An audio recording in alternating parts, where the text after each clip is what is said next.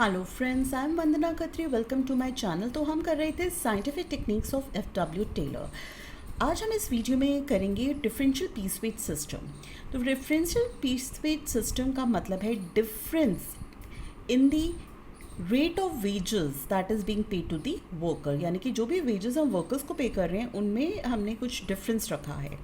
तो Taylor basically wanted to differentiate between efficient and inefficient workers. Taylor चाहते थे कि किसी भी फैक्ट्री में जो वर्कर्स हैं उनको हम डिफ्रेंशिएट करें एफिशिएंसी और इनएफिशिएंसी के बेसिस में, क्योंकि जो वर्कर्स वहाँ पे काम करते हैं फैक्ट्रीज़ में उनका एफिशिएंसी लेवल डिफर करता है, and that is why he wanted to differentiate between efficient and inefficient workers.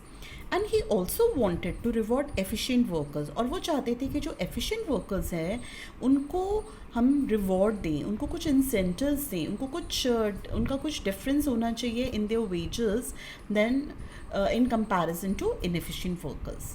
तो he wanted to reward efficient workers as these workers are helping in minimizing the cost of the production and maximizing the output. So that is why there should be some difference in the wage rates of these efficient workers. तो इसीलिए Taylor ने introduce किया different rate of wage payment for those who perform above standard and for those who perform below standard. Taylor का कहना था कि हम अपनी फैक्ट्री में एक स्टैंडर्ड आउटपुट फिक्स कर देंगे। जैसे कि हमने स्टैंडर्ड आउटपुट फिक्स करा कि हर एक वर्कर जो है 100 यूनिट्स बनाएगा, तो जो भी इस स्टैंडर्ड आउटपुट से ज़्यादा या स्टैंडर्ड आउटपुट की इक्वल प्रोड्यूस करेगा उसको जो हम वेजेस पे करेंगे that will be different, and जो इस 100 यूनिट से बिलो प्रोडक्शन करेगा उसकी वेज रेट क्या होगी, डिफरेंट। और ये जो डिफरेंस है ये वेजेस में that will be a strongest motivator for workers, और ये वर्कर्स को मोटिवेट करेगा फॉर देयर बेटरमेंट। जैसे कि जो हमारे एफिशिएंट वर्कर्स हैं वो मोटिवेट होंगे कि वो अपना एफिशिएंसी लेवल मेंटेन करके रखें, और जो हमारे इनएफिशिएंट वर्कर्स हैं वो कोशिश करेंगे कि वो भी एफिशिएंट वर्कर्स की तरह वेजेस ले पाएँ। तो let us understand the same thing with the help of an example. हमने अपनी फैक्ट्री में स्टैंडर्ड आउटपुट फिक्स किया कि एक वर्कर जो है एक दिन में 10 यूनिट बनाएगा। तो जो भी वर्कर 10 यूनिट से ज़्यादा या 10 यूनिट की इक्वल प्रोडक्शन करता है उसको हम वेजेस देंगे स्टैंडर्ड रेट का ₹50 पर यूनिट, और जो वर्कर 10 यूनिट से कम प्रोडक्शन करेगा उसका हमने स्टैंडर्ड रेट फिक्स किया ₹40 पर यूनिट। तो जो एफिशिएंट वर्कर्स हैं यानी कि जो स्टैंडर्ड आउटपुट से ज़्यादा प्रोडक्शन कर सकते हैं उन्होंने प्रोड्यूस करे 11 यूनिट्स।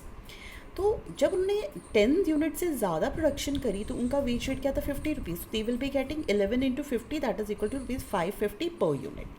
और जो इनएफिशिएंट वर्कर्स हैं जो 10 यूनिट भी नहीं बना पाए उन्होंने प्रोडक्शन करी ओनली 9 यूनिट्स, तो उनका वेज रेट यहाँ पे ₹40 पर यूनिट था। तो उनको कितनी वेजेस मिली, 9 multiplied by 40 that is ₹360 per unit.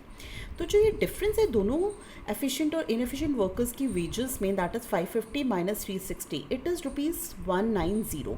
तो ये जो डिफरेंस है that of 190 rupees, this should be enough for the inefficient worker to be motivated to become better।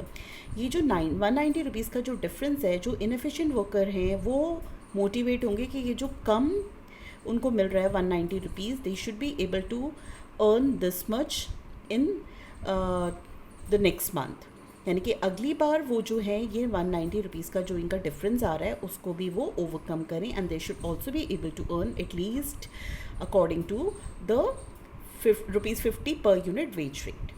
और जो हमारे एफिशिएंट वर्कर्स हैं वो भी मोटिवेट होंगे, वो अपना जो एफिशिएंसी लेवल है उनका उसको मेंटेन करने के लिए they will also work better. So this is called differential piece wage system. एक हम करेंगे आज और technique, that is the third technique, standardisation and simplification of work. तो this is your third technique of F Taylor. तो third technique में F Taylor ने basically standardisation and simplification, इसमें हमारी दो चीज़ें आती हैं। फर्स्ट इज स्टैंडर्डाइजेशन, इसमें हम एक तो एक्सप्लेन करेंगे कि स्टैंडर्डाइजेशन क्या होता है, और दूसरा हम एक्सप्लेन करेंगे सिंप्लीफिकेशन ऑफ वर्क। तो जो स्टैंडर्डाइजेशन है it means that there is a process of setting standards for every business activity, यानी कि किसी भी बिजनेस एक्टिविटी के लिए हमें कुछ स्टैंडर्ड्स फिक्स कर देने चाहिए। अब ये स्टैंडर्ड्स क्या हो सकते हैं, standards can be standardization of process fix कर दें, रॉ मटेरियल्स का एक स्टैंडर्ड फिक्स कर दें, कितना टाइम हमें लगना चाहिए for completion of the work, that we should fix, और the standard of the output की किस तरह का, किस साइज़ का, किस क्वालिटी का, उसके फीचर्स क्या होने चाहिए प्रोडक्ट के, वो हम फिक्स कर सकते हैं। कौन सी मशीनरीज हम यूज़ करेंगे फॉर द प्रोडक्शन, किन मेथड्स का हम यूज़ करेंगे, या कोई भी और वर्किंग कंडीशंस जो है हमारी फैक्ट्रीज़ में, उन सब का हम एक स्टैंडर्ड फिक्स कर दें। और ये जो स्टैंडर्ड्स हैं they should be adhered to during production, यानी कि जब भी प्रोडक्शन होगी हम इन स्टैंडर्ड्स को स्ट्रिक्टली फॉलो करेंगे। फॉर दिस टेलर एम्फेसाइज कि हमें सेटअप करना है standard. The managers must make use of work study technique. जो भी हम ये स्टैंडर्ड सेटअप करते हैं उसके लिए मैनेजर्स को, जो हमने वर्क स्टडी टेक्निक किया था मेरी फर्स्ट वीडियो में, उन सबको यूज़ करके ही ये स्टैंडर्ड आउट फिक्स कर सकते हैं। और हमारे वर्क स्टडी टेक्निक्स क्या थे? Time study, motion study, fact study and method study. तो ये जो हमारे स्टडीज़ थे इनका यूज़ करके हमें एक स्टैंडर्ड फिक्स करना है for work in the factory. अगर हम एक स्टैंडर्ड फिक्स कर देंगे तो इससे क्या होगा? यूनिफॉर्मिटी आ जाएगी, इंटरचेंजेबिलिटी अलाउ करता है ये, हमारी क्वालिटी स्टैंडर्ड्स सेटअप हो जाएंगे, हमारी जो लाइन ऑफ प्रोडक्ट्स है, जो हमारी वैरायटी ऑफ प्रोडक्ट्स है वो हम डिक्रीज़ कर सकते हैं to fix type, size and characteristics. अब जब एक स्टैंडर्ड फिक्स हो, जैसे कि आप किसी शॉप पे जाते हैं, आप वहाँ पे कोई एलईडी टीवी की डिमांड करते हैं, फॉर एग्जांपल सैमसंग, तो आप ये देखेंगे कि आप किसी भी शॉप पे चले जाएं तो when you want to buy that company LED TV, तो आपको एक जैसा ही साइज़, एक जैसी ही क्वालिटी, एक जैसा ही पिक्टोरियल क्लैरिटी ही मिलेगी। इट ब्रिंग्स यूनिफॉर्मिटी बिकॉज उन्होंने एक स्टैंडर्ड फिक्स किया हुआ है for their features and all. तो ये जो चीज़ है इससे अगर हम एक स्टैंडर्ड फिक्स कर देते हैं अपने प्रोडक्ट का तो उससे यूनिफॉर्मिटी आ जाती है, एक जैसा ही प्रोडक्ट मिलेगा आपको एनीवेयर। तो आप कहीं से भी कुछ भी एलईडी टीवी लेना चाहते हैं सैमसंग का, तो you will have same quality, there is uniformity in that. Second है, ये अलाउ करता है इंटरचेंजेबिलिटी। इंटरचेंजेबिलिटी का मतलब जैसे कि सैमसंग कंपनी जो मोबाइल्स बनाती है उसमें जो वो बैटरीज यूज़ करती हैं, तो उस बैटरी को आप सैमसंग कंपनी के ही किसी और मोबाइल में भी यूज़ कर सकते हैं। तो अगर आपने एक स्टैंडर्ड फिक्स कर रखा है तो that allows interchangeability. Setting quality standards, आपकी क्वालिटी का भी एक फिक्सेशन हो जाता है कि भी हमें इस क्वालिटी के प्रोडक्ट कस्टमर्स को प्रोवाइड करने हैं। और जो आपके प्रोडक्ट्स की लाइन है that you are decreasing to fix type, size and features, यानी कि जो भी आप प्रोडक्ट बनाएंगे उसका आपने एक साइज़ फिक्स कर दिया, उसके फीचर्स फिक्स कर दिए, तो that will give you standard. तो यानी कि स्टैंडर्डाइजेशन में हमने एक पर्टिकुलर स्टैंडर्ड फिक्स कर दिया for our products and we will be following these standards in the production, जैसे एक यूनिफॉर्मिटी रहेगी, इंटरचेंजेबिलिटी रहेगी हमारे प्रोडक्ट्स में, एंड कोई भी कस्टमर कोई भी चीज़ लेना चाहता है मार्केट से तो that customer can by this. Second इसमें हमें जो एक्सप्लेन करनी है चीज़ वो है सिंप्लीफिकेशन। अब सिंप्लीफिकेशन में टेलर का एम था कि he wanted to eliminate unnecessary diversity of products, sizes and types.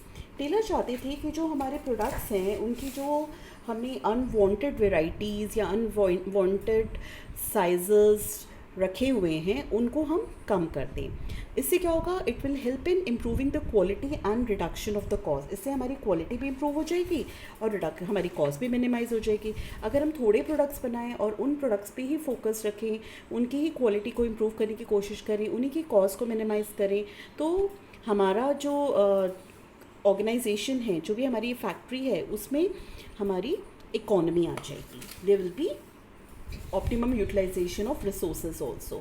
तो इससे क्या होगा? हमें ज़्यादा स्टॉक भी पाइलअप नहीं करना पड़ेगा, हमारी इन्वेंट्रीज़ की जो रिक्वायरमेंट है वो कम हो जाएगी, हमारे जो इक्विपमेंट्स हैं वो भी पूरी तरह से हम यूटिलाइज कर पाएंगे और टर्नओवर भी हमारा इंक्रीज़ हो जाएगा। And it will help in saving the cost of labor, machines and tools. So this is called simplification.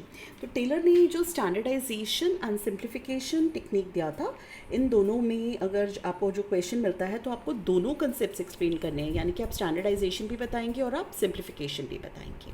That's all for today. Thank you.